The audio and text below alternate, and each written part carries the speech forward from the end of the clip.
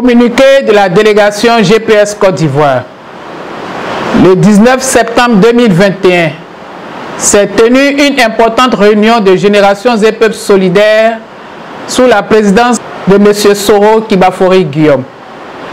La réunion s'est appesantie sur la redynamisation et le renforcement du mouvement et a assis une stratégie volontariste de conquête des cœurs des citoyens ivoiriens.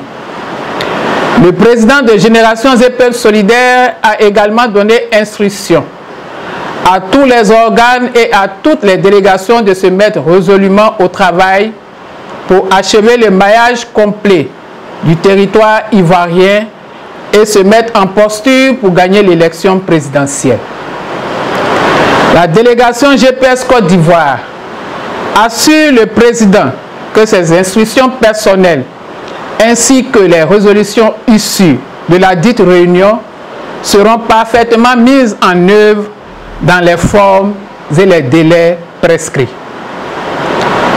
Dans le cadre de l'analyse de l'actualité politique nationale, deux faits majeurs ont retenu l'attention de la délégation GPS Côte d'Ivoire et appellent de sa part des observations et des recommandations.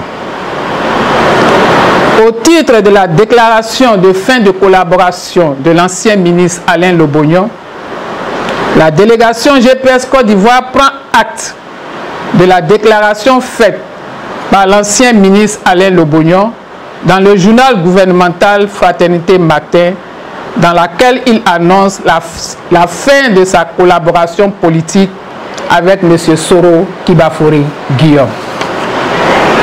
La délégation GPS Côte d'Ivoire tient à le remercier pour cette clarification dont la prévisibilité ne faisait l'ombre d'aucun doute depuis le début de l'année 2021. Elle le remercie également pour sa contribution à la naissance du mouvement et s'attellera à la réorganisation de ses bases dans la région du Boclé. Au titre du présumé viol commis par le ministre Kwadio Kona Bertin, la délégation GPS Côte d'Ivoire a pris connaissance des faits criminels qui, s'ils s'étaient avérés, seraient d'une gravité sans précédent. En effet, des accusations directes et formelles incriminent M. Kwadio Kona Bertin, ministre de la Réconciliation nationale, comme étant l'auteur présumé d'un viol commis sur la personne de Mme Sophie Densia, membre de son staff. La délégation GPS Côte d'Ivoire, composée de 22 femmes, ne peut rester insensible face à des faits de viol qui sont d'une extrême gravité et qui touchent à l'humanité même de la femme.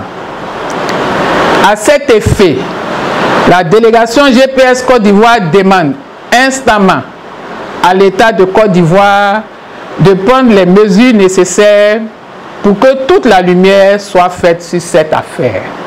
Fait Abidjan, le 2 octobre 2020, la coordinatrice nationale Anne-Marie Bonifon.